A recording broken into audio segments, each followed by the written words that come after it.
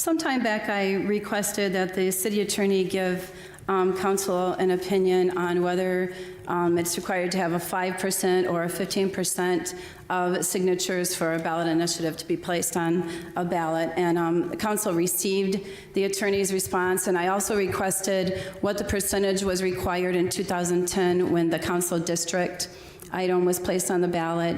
And I just wanted to read his response and give a couple thoughts after. I'm going to start with question number 2.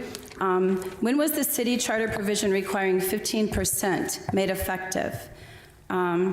He says, the answer, City Charter Section 6.9 is an amended adoption by the electors April 3rd, 1961. Why is the percentage required for state law not applicable to Warren? Because we were given an opinion, the thought was that we only needed 5% when the districts were created. There was 5% of voters that signed the petition to put that ballot initiative on the ballot that we voted on to create the districts that council sets in. Why was the percentage required per state law not applicable to Warren? State law is applicable to the city of Warren. The relevant statutory law with respect to an initiatory petition is set forth in the Home Rule City Act, Section 117.25. State's law's plain language of the statute requires at least 5%, see MCL 117.25. Warren's City Charter Amendment from April 3rd, 1961 is consistent with the state law requiring at least 5% as it is 15%, which is greater than 5%, satisfying the at least requirement of state law. There is no direct conflict or field preemption implicated regarding the number of signatures required, and there's similarly no direct conflict between the charter and state law. The language of the state statute, the Home Rule City Act, is permissive, requiring that the number of signatures needed be at least 5% of the registered electors. Therefore, the City of Warren's charter requirement of not less than 50% is not precluded or preempted by the state law and is consistent with state law requirements. Local municipalities are precluded from enacting an ordinance if the ordinance is direct conflict with the state statutory scheme, or if the state statutory scheme preempts the ordinance by occupying the field of regulation. And then it goes on. I'll go on to the next question. Would a charter provision requiring an initiatory petition to contain a percentage of registered elector signatures less than the percentage required under state law be permitted under the Home Rule City Act? No. Under the plain language of MCL 117.25, at least 5% of registered elector signatures is required. Anything less than 5% would be in direct conflict with state law and not permissible. Number 5, how is the charter provision requiring a higher percentage of signatures of registered electors not in conflict with the Home Rule Act? Answer, by the plain language of the statute requiring at least 5%. See number 3 above. Number 6, what was the percentage of registered elector signatures required to approve the 2010 initiatory petitions for charter amendment and redistricting commission, respectfully? I am advised by the city clerk that 5% was required. Number 7, was this before or after the effective date of the charter provision requiring 15% of registered elector signatures? Answer, assuming this is referring to question number 6, the answer is after the effective date of the charter provision requiring 15% of registered elector signatures. The charter amendment requiring 15% was adopted by the electors on April 3rd, 1961. Number 8, if the provision was effective before 2010 petitions were approved for the ballot, why was the provision not enforced, and why was there a greater percentage of registered elector signatures required this year to amend the charter in regards to mayoral term limits? The answer, the 15% provision has been in effect since April 3rd, 1961, as amended by the electors. See above. As for the 2010 enforcement and rationale, I have no personal knowledge of why something was done or not done in 2010 and why or why not. The law requires at least 5% under state law and under city charter 15%, and was required 15% since April 3rd, 1961. In any event, pursuant to MCL 117.25, a proposal submitted to the electors by the initiative and receiving an affirmative majority of the votes cast on the proposal shall not be held unconstitutional, valid, or void on account of the insufficiency of the petition by which the proposal was submitted. Therefore, if in 2010 there was an error in the application of the law, the error is moot as a matter of law. Question 9, were we in compliance with our charter and all applicable state laws at the time of the approval of the 2010 initiatory petition for charter amendment and redistricting commission? Answer, no. So, before 2010, the electors of the city of Warren had a body of 9 council members at large, and it was a requirement under our charter to have 15% electors' signatures, even to have the item go on the ballot to be voted on. So I put a couple thoughts down here. The city attorney's opinion clearly states that the city, these are my own thoughts here. The city attorney's opinion clearly states that the city was not in compliance with the city charter and all applicable state laws at the time of the 2010 initiatory petition for charter amendment and redistricting commission was approved. The city charter has required no less than 15% of registered electors for an initiatory petition to be submitted to voters since 1961. I personally think that we as a council body, because we're sitting in these seats, we should correct the selective enforcement of the charter provision. When the districts were created, council went down from 9. You had 9 representatives to, you had 7 council members now. You have 3 that represent you. As a voter, you never have a majority of council that you could remove from office. You have 2 at large and 1 in your district. I'd like to make a motion that the city council instruct the city attorney to recommend language to revise every provision in the city charter regarding the charter amendment process to explicitly state the 15% threshold requirement of the initiatory petition, so we never have this quote-unquote mistake happen again. Though the proposal was approved by the majority of voters, and the fact of the matter is, it was submitted during an August primary election in which turnout was low. Only 14% of Warren voters even participated in that election.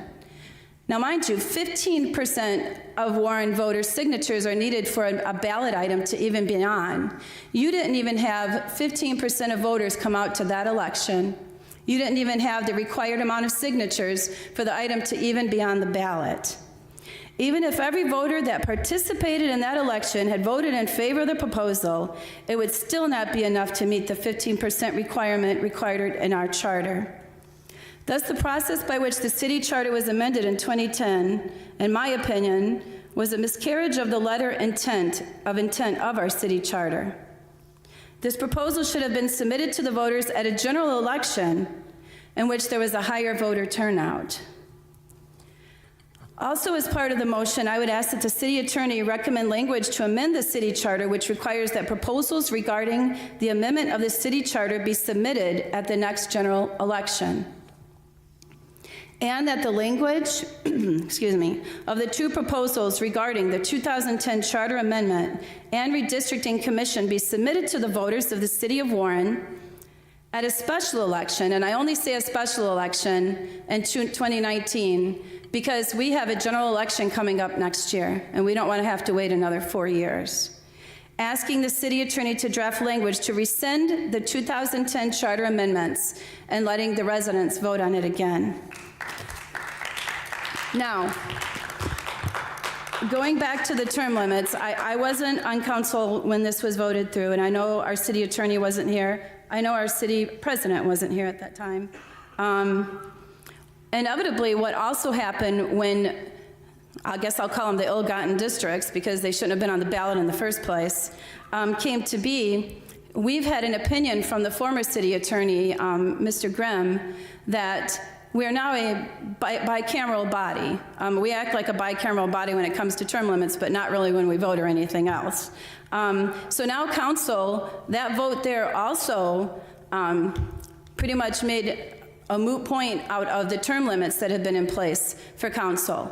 Council can run 3 terms in a district and 3 terms at large now because of this ballot proposal that was voted on by 14% of the electorate when it didn't even have 15% of the required signatures to be on the ballot. So council, if we did really well and the residents loved us, we could possibly be on city council for 24 years. It's a long time, right? I guess my question through the chair to the city attorney is, is it possible that there were any violations of anyone's civil rights when you went from an at-large 9-member council down to 7, and you had people run in a race that was created by districts that didn't even have the required amount of signatures to be on the ballot in the first place? I don't see that as a violation of the civil rights. I see it as perhaps a misapplication of the charter, but I don't see a resulting violation of anyone's civil rights. Okay, if I could also ask the city attorney,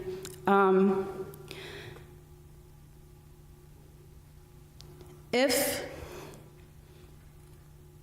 a city employee was asked to draw up districting maps in a way that would benefit any council member, would that be a violation, or any, would that be a violation of any laws? If they were asked not to draw it up by population distribution, but if they were asked to draw it up in a way that council members would want, would that be considered a violation of any laws? Hypothetically speaking, probably not. I think that's called gerrymandering. Gerrymandering. If a quorum of council met together